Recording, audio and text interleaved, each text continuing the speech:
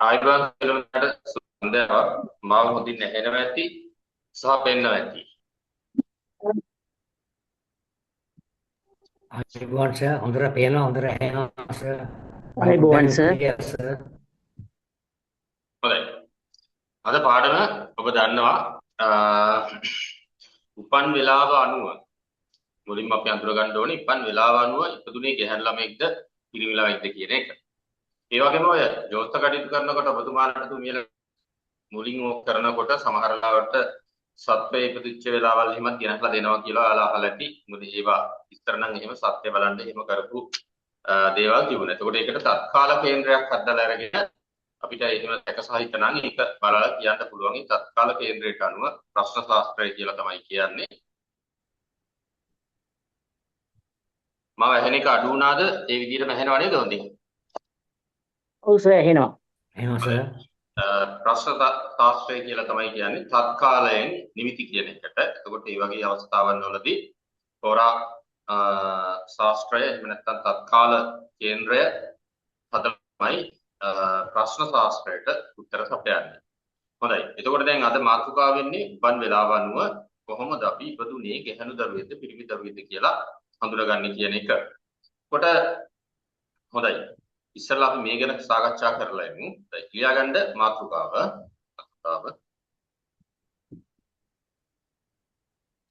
උපන් කේන්ද්‍රය අනුව ගැහැණු දරුවෙකුද පිරිමි දරුවෙකුද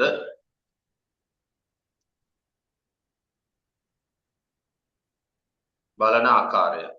උපන් කේන්ද්‍රය අනුව ඉපදුනේ ගැහැණු දරුවෙකුද පිරිමි දරුවෙකුද බලන ආකාරය. එක කියලා දාන්න එක ලියාගෙන යන්න. ලග්නය හා ලග්නාධිපති වරහන් ඇතුලේ දාන්න පුරුෂ රාශි වන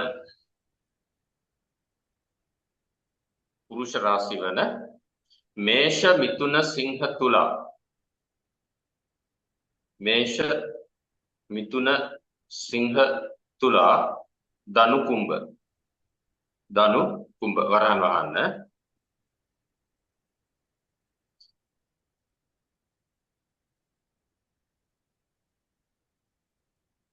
එක ලග්නය හා ලග්නාධිපති පුරුෂ රාශි වන මේෂ මිථුන සිංහ තුලා ධනු කුම්භ වරහන් වහලා වරහන් අරගන්න ඕනේ පුරුෂ රාශි පටල ගන්න එපා. හරි. පිහිටා ඇත්තේ වරහන් වහලා ලියාගෙන පිහිටා ඇත්තේ ඊට අදාළ රාශියක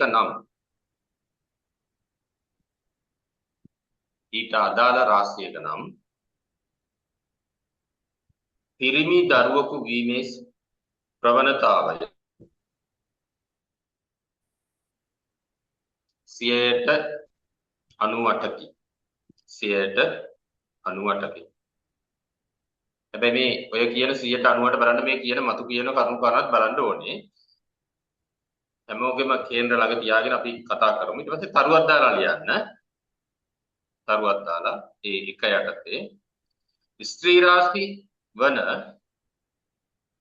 වරහන් ඇතුලේ වෘෂභ කටක කන්‍යා වෘශ්චික ස්ත්‍රී රාශි වන වෘෂභ කටක කන්‍යා වෘශ්චික මකර සහ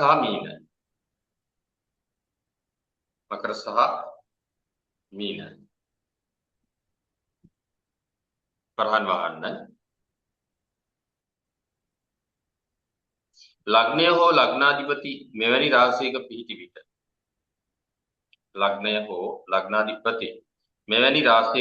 විට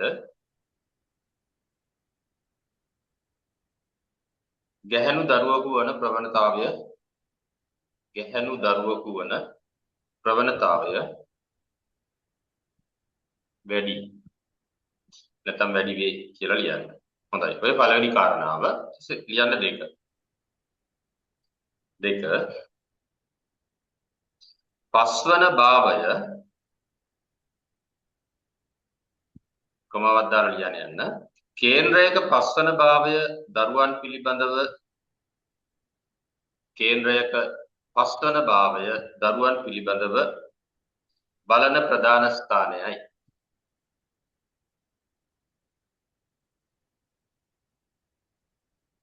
හොඳයි. රූලක් කරලා ලියන්න. පස්වන රාශිය සහ පස්වන රාශිය භාවය පුරුෂ රාශියක් වීම.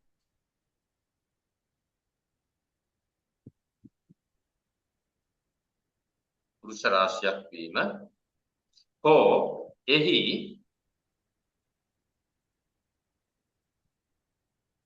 එහි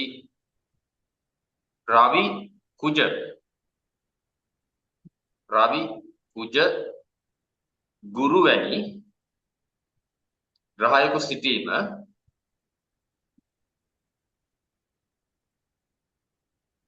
පිරිමි දරුවෙකුට හේතු වේ. පිරිමි දරු උපතකට එහෙම නැත්නම් පිරිමි දරුවෙකුට හේතු වේ. නැවත ඒකටම දෙවෙනි කාරණාව යටතේ රූලක් කරලා නැවත ලියන්න. මේක ලියාගත්තට පස්සේ මම ඔබට පැහැදිලි කිරීම කරන්නම් කොහොමද මේක බලන්න ඕන ආකාරය කියලා. හරි. පස්වන රාශිය ස්ත්‍රී රාශියක් වී එහි ස්ත්‍රී ග්‍රහයකු වන පස්වන රාශිය ස්ත්‍රී රාශියක් වී එහි ස්ත්‍රී ග්‍රහයකු වන සඳු සිකුරු සිටීම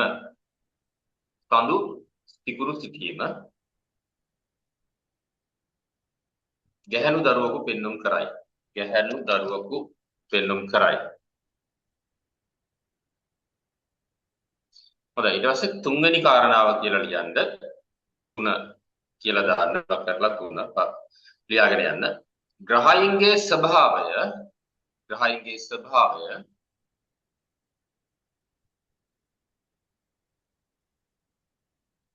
පුරුෂ කියලා දාන්න සමානයි රවි කුජ ගුරු. ස්ත්‍රී කියලා දාන්න සඳු සහ සිකුරු. නපුංසක කියලා දාන්න. මේ නපුංසක කියන කතාවෙන් අපි දන්න නපුංසක තත්ත්වය නෙමෙයි. මෙන් කියනවා බොහෝ පලාපල කතනේදී බොහෝ කරුණු කාරණා. ඒවා අපි කෙනෙකුට සාකච්ඡා කරමු. මේගොල්ලෝ ද්විත්වයි. ඒ හේතුව නිසා තමයි මේ නපුංසක කියන ස්වභාවය ඇවිදලා තියෙන්නේ. සමහර අවස්ථාවන්දී පිරිමියෙක් වගේ සමහර අවස්ථාවන්දී කාන්තාවක් වගේ හැසිරෙනවා. මේ ලොකු කරුණු කාරණා ගොඩක් තියෙනවා. ඒ හේතුව නිසා තුන්වෙනි කාරණාව විදිහට ඔබ ඉගෙන ගන්න ඕනේ. මොනවාද? පුරුෂ ග්‍රහය ස්ත්‍රී ග්‍රහය නපුංසක කියලා කියන්නේ බුධ සෙනසුරු රාහු සහ කේතු. මේවා පිහිටන රාශිය සහ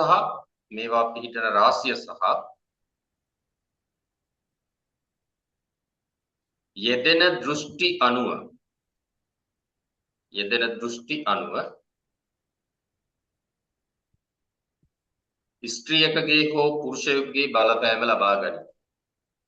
ස්ත්‍රියකගේ හෝ පුරුෂයෙකුගේ බලපෑම ලබා ගනී. ඔකට පොඩි උදාහරණයක් කියලා කිව්වොත් ඔන්න සමහර පෞල් ජීවිත ඔබ දන්න කියන ඒවා තියෙන්නට පුළුවන්. උදාහරණයක් විදිහට කාන්තාව තමයි මූලිකත්වය අරගෙන පෞල සම්පූර්ණ විදිහට අරගෙන යන්නේ. කොහොම මූලිකය විදිහට සැලකෙන්නේ මේ ස්ථානයක සමහර අවස්ථාවන්දී කාන්තාව. හැබැයි එයාගේ කේන්ද්‍රය අරගෙන පරීක්ෂා කළොත් ඔය කියන ගුණාංග දැක ගන්නට පුළුවන් වෙනවා. එතකොට ඒ වගේ උදාහරණයක් තමයි මට ඔබට කියන්න වෙන්නේ අපි කතා කරමු ගැන.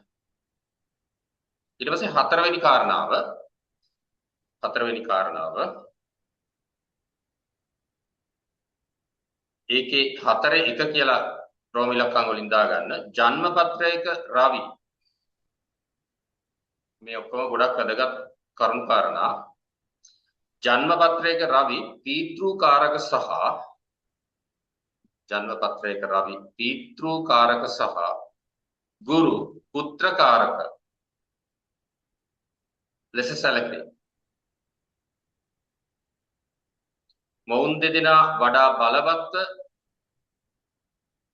මොවුන් දෙදෙනා වඩා බලවත්ව පුරුෂ රාශිවල පිහිටා ඇතනම්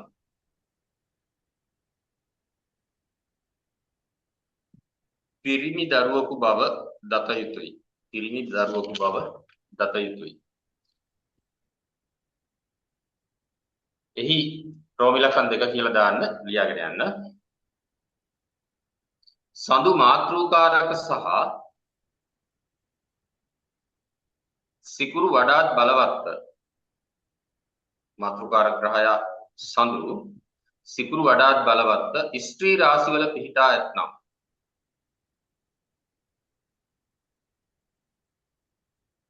ගැහැණු දරුවෙකු බව දත යුතුය. ගැහැණු දරුවෙකු බව දත යුතුය. හොඳයි. පස්වෙනි කාරණාව ඔය කියන හැම ආකාරයකටම බලන්න. පස්වෙනි කාරණාව ලග්නයට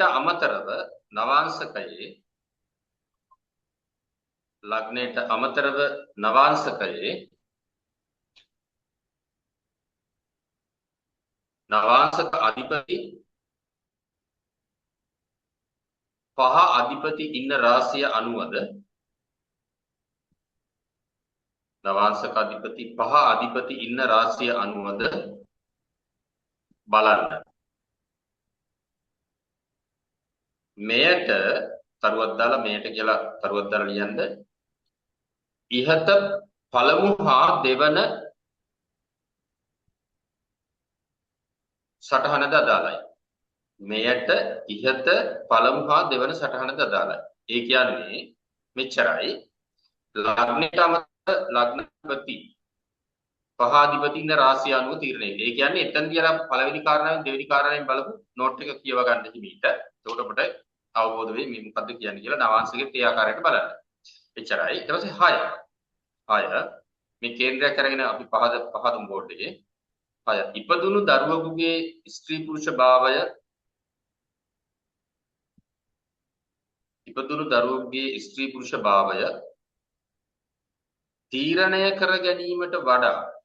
තීරණය කර ගැනීමට වඩා හොඳයි. ඊට ඉස්සෙල්ලාම පොඩ්ඩක් අහන්නම්කෝ ප්‍රශ්නයක්. දැන් අපිට ඔය කියන මම කේන්ද්‍රයක් අරගෙන ඔබට පැහැදිලි කරන්නම්. සාමාන්‍යයෙන් අපිට ජ්‍යොතිෂයේ පැරණි පොත්පත් ඇතුලෙන් ගත්තොත් ඒක බලන්න තියෙන ආකාරය ඔය කියලා තියෙන ආකාරය එතකොට තාම පැරණි. එන ක්‍රමවේදයත් එක්ක පරාසර ශිවරයාගේ ඉඳලා ඔය ටික තමයි පොදුවේ හැමෝම දන්නේ.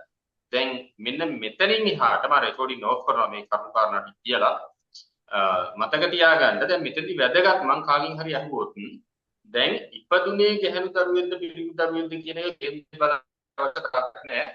ඒක සාමාන්‍ය ලිංග ભેදය අනුව අපිට ඒක දැන් එච්චර ලොකු දෙයක් නෙවෙයි.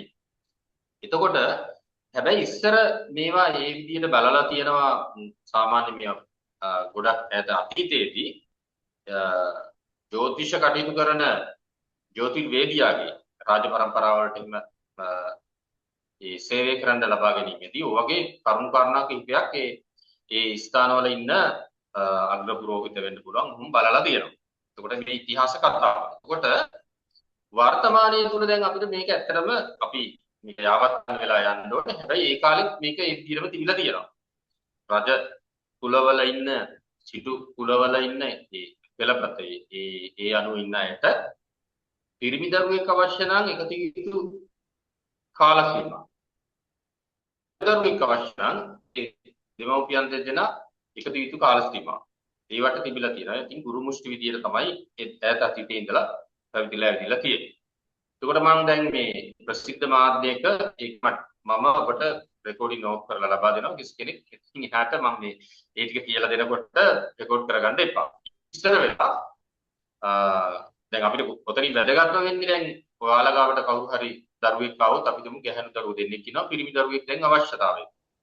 පිරිමි දරුවෝ දෙන්නෙක් ඉන්නවා දරුවෙක් තමයි දැන් අවශ්‍යතාවය තියෙන්නේ. නැත්තම් ඒගොල්ලෝ තීරණය කරනවා ඒගොල්ලන්ට ජීවිතේ අපිට පළමු වැඩිමහල් දරුවෝ පිරිමි දරුවෙක්.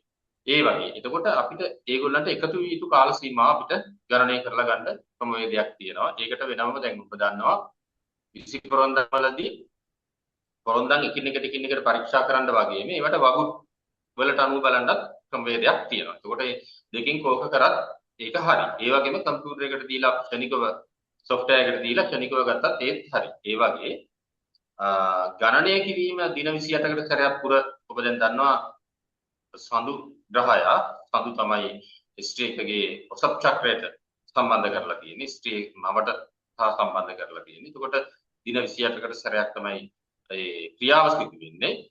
එතකොට ඒ වගේම තමයි චන්ද්‍රයා පෘථිවිය වටා ගිහිල්ලා ඉන්න දින 28ක් දින 27යි ඒ ප්‍රමාණයක් තමයි. එතකොට මේ මෙන්න මේ කියන කරුණු කාරණාත් එක්ක සාස්ත්‍රබැද්දව එන ක්‍රමවේදයක් තමයි මම ඔබට වගුවක් අවසානයේ ඉදිරිපත් කරනවා. වගුව කොහොමද කරන්න කියලා අපි එතනින් එහාට සාකච්ඡා කරමු. හොඳයි. අපි ලියාගෙන ගිහිල්ලා නතර කරේ කොතනද ඉපදුණු දරුවෙකුගේ ස්ත්‍රී පුරුෂ භාවය තීරණය කර ගැනීමට වඩා එතන ඉඳන් ඉස්සරහට යන්න කාලෝචිත වනුයේ යම්කිසි දෙමාපියෙකුට පිරිමි දරුවෙකු හෝ ගැහැණු දරුවෙකුගේ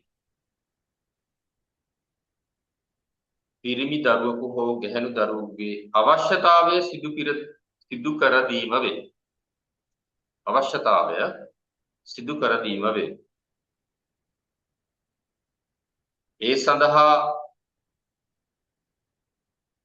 කාන්තාවගේ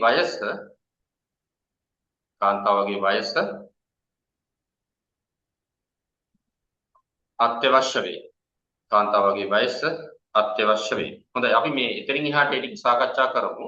ඉස්සෙල්ලා අපි බලමු මේ පළවෙනි කාරණාව ඉදලා කොහොමද මේක දැන් වාරනේ ජෝසේ ටිකක් ඉස්සරහට ඇවිදින්න ඇඩ්වාන්ස් නිසා එකින් එකට පැහැදිලි කරන්න අවශ්‍ය වෙයි. තමන් ගාව තියෙන කේන්ද්‍ර බලලා ඒක මෙහිමයි. දැන් පළවෙනිම කාරණාව මොකක්ද කියන්නේ?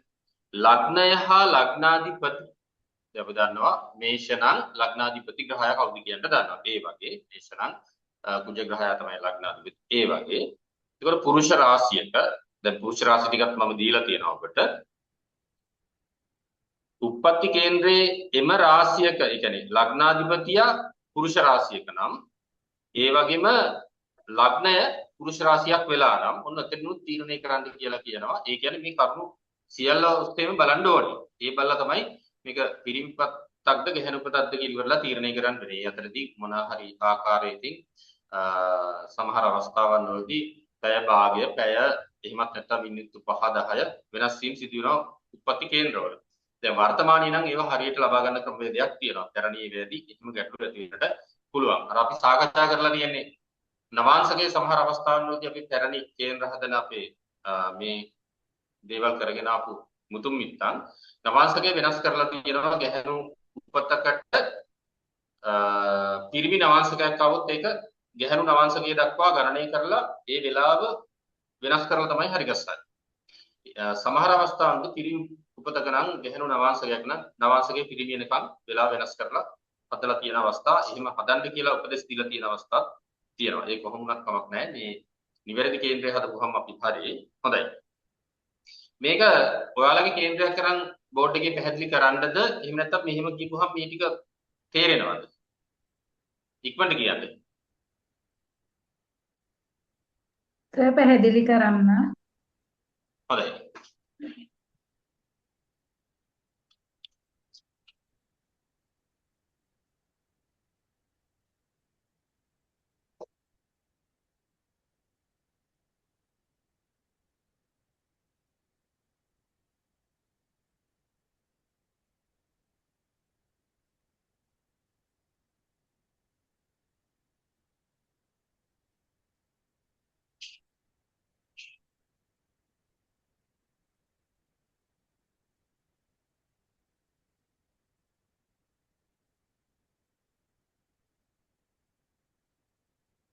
බෝඩ් එක හොඳින් පේනවා නේද? පොඩක් ඉරිදි යන ගතියක් නම් තියෙනවා නේ. නමුත් පේනවද බලන්න? කේන්ද්‍රයක් අඳින්න පේනවද?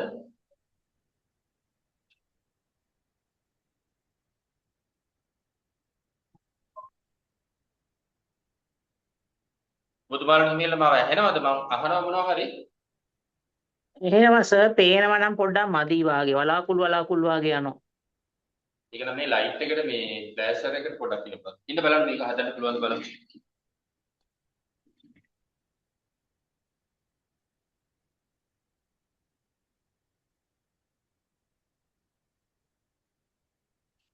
එහෙන් පේන එක වෙනස් වුණොත් මට පොඩ්ඩක් කියන්න.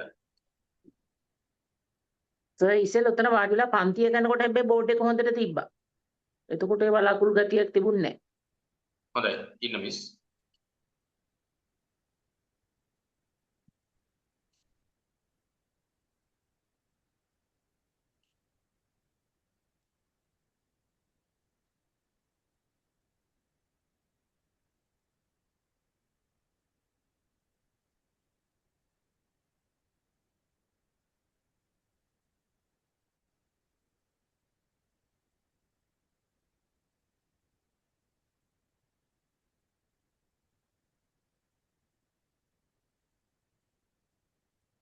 ඒක මම පොඩ්ඩක් හෙට බලන්න මේකේ මේ සෙටින් මොනවා හරි මගේ වෙනස් වුණා.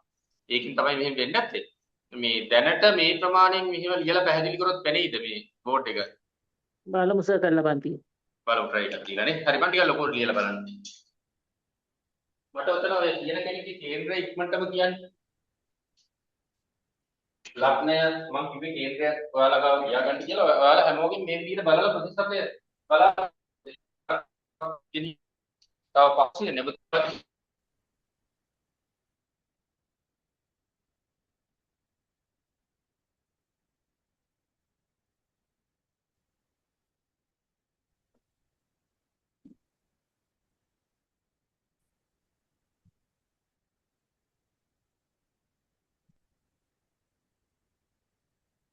කාර්යය කේන්ද්‍රයක් කියනවද නැත්නම් මම මෙතනින් කේන්ද්‍රයක් ගන්නද? දැන් බයයි කියන්න සර් උච්චික ලග්නය. උච්චික ලග්නය. කියන්න වචන මිස්. උච්චික ලග්නය. ලග්නේ මොකද්ද? උච්චික. හරි වෘශ්චික ලග්නය. එකේ රවි. හරි වෘශ්චික තමයි හරි. එක කොටුව රවි. එක කොටුව රවි. පළවෙනි කොටුව රවි. හරි. දෙවෙනි එකේ සිකුරු කේතු. දෙක සිකුරු කේතු. දෙකේ ශුක්‍ර සිකුරු කේතු ශුක්‍ර කේතු. 3 4 5 දෙකේ සිකුරු කේතු තුනේ 3 නෑ 4 නෑ 5 නෑ 6 නෑ 7 ගුරු ශනි 8 රාහු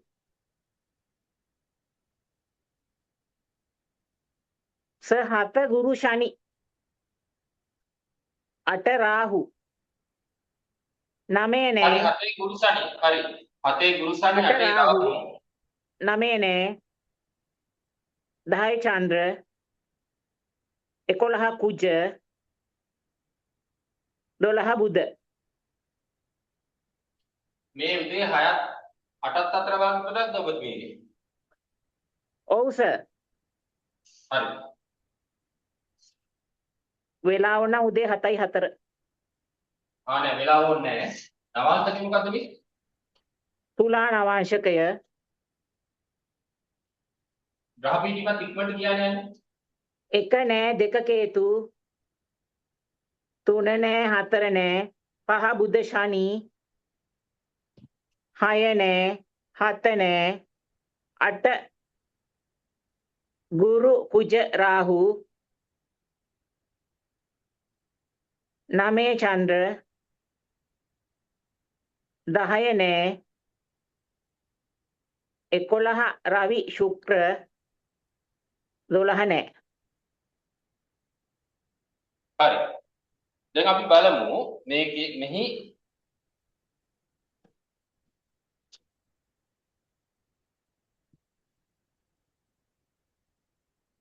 හොඳයි අපි දැන් බලමු වෘශ්චික ලග්නය තුලා නවාංශකය ඔන්න දැන් මොකක්ද මේ පළවෙනි කාරණාවෙන් කියන්නේ ස්ත්‍රී උපතක් නම් මේකේ කියනවා ස්ත්‍රී රාශි වන වෘෂභ කටක කන්‍යා වෘශ්චික මකර කියන මීන කියන ලග්නයන්ද කියලා බලන්න. එතකොට මේක ඇවිල්ලා හරි. ඒක ලග්නේ හරි. හැබැයි අධිපති කුජ මේක වෙනම කතාවක් තියෙන්නේ පටල ගන්න එපා ඉස්සරහදී වලට පැහැදිලි වෙයි. ස්ත්‍රී රාශියක් තමයි තියෙන්නේ. එහෙනම් අධිපති ග්‍රහයා කුජ ඉන්නේ කොතනද 11 ඒ රාශිය මොකක්ද? ටික ධනු මකර කුම්භ මීන මේෂ වෘෂභ කටක කියන කන්‍යාව. කන්‍යාව පුරුෂද ස්ත්‍රීද?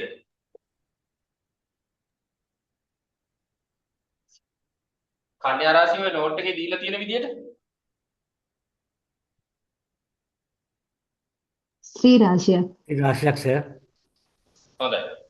එහෙනම් මෙන්න මේ පළවෙනි කාරණාව උන් අපිට හරි ගියා. ඊට පස්සේ අපි දැන් දෙක බලමු. මේක දෙවෙනි කාරණාව කියලා තියෙනවා.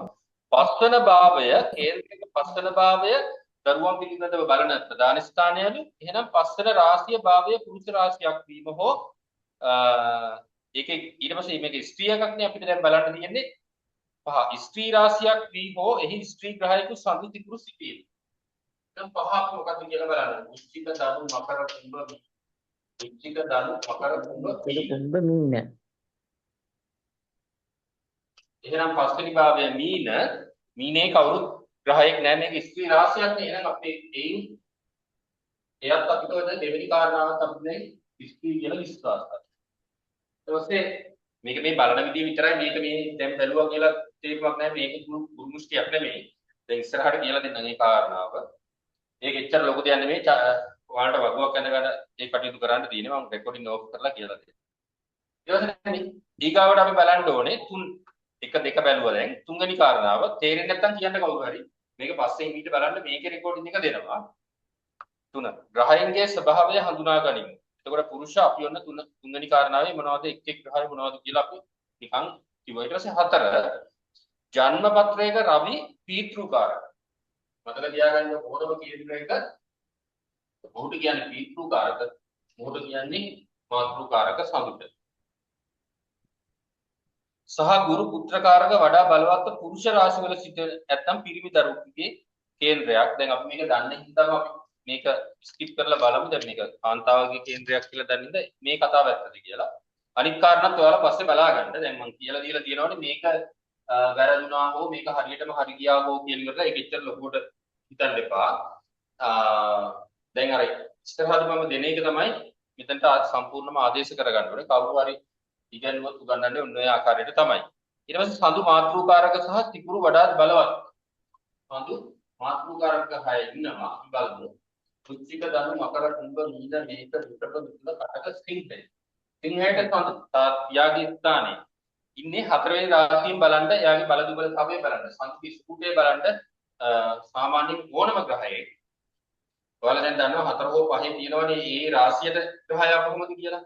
ඒ වගේම මෙන්න මේකත් මතක තියාගන්න. ඕනම ග්‍රහය අංශක 3ත් අංශක 27ත් අතර නම් ස්පූටය ඔහු බලවත්. ඒක මතක තියාගන්න. ස්පූටය අනුව වැටෙන දෘෂ්ටි අනුවත් බලන්න ඕනේ. ඉදිරියට තව ගොඩක් ඇඩ්වාන්ස් දේවල් උගන්න ගන්න තියෙනවා. එතකොට ඒවා කියලා දෙන්නම් ක්‍රමානුකූලව හිමීට. එතකොට මේ දෙන්න ගැහැණු දරුවෙක් බව දැනගන්න ඕනේ කියලා කියනවා. මොකක්ද කියන්නේ? සඳු මාතෘකාරක ග්‍රහයා සහ සිකුරු වඩාත් බලවත්. සිකුරු ඉන්නවා දෙවැනි විවාහයෙන් පසු ජීවිතයේ තියෙන ස්ථානයේ. දෙකේ. ගුරුටයි රාශියේ. තමයි සිකුරු. එතකොට ගුරු කියලා කියන්නේ ඔයාලා දැන් දන්නවා ගුරු සහ සිකුරු තමයි විවාහයට ඒහා සම්බන්ධව බලන ග්‍රහය දෙන්න. එතකොට මෙතනදී සිකුරු ඉන්නේ ගුරුගේ රාශියක. එයා විවාහ කාරකත්වයට අදාළව එයත් බලවත් වීමක්. ඒ ආකාරයට ඔය කියලා කියන නොයෙකුත් ඔයාලට හිතෙන ආකාරවලට බලන්න. ඒක ප්‍රශ්නයක් නැහැ. හොඳයි. ඊට පස්සේ මෙතන මේ නවාංශකය ලග්නයට අමතරව නවාංශක අධිපති අපි බලමු. තුලා නවාංශකය එහෙනම් අධිපති ග්‍රහය කවුද? තුලාවට තිකුරු. තිකුරු. අපි බලමු තිකුරු ඉන්නේ කොහොමද කියලා. තුලා වෘශ්චික ධනු මකර කුම්භ මීන මේෂ වෘෂභ මිථුන කටක සිංහය. කොහොමද ඔබ දන්නවා 11 වෙනි ස්ථානයේ ටිකක් බලවත් ස්ථානයක් රවිට බලය ශක්තිය දෙන ගමන් ඉන්නේ. එතකොට මේ 11 වෙනි රාශිය තමයි ඉන්නේ.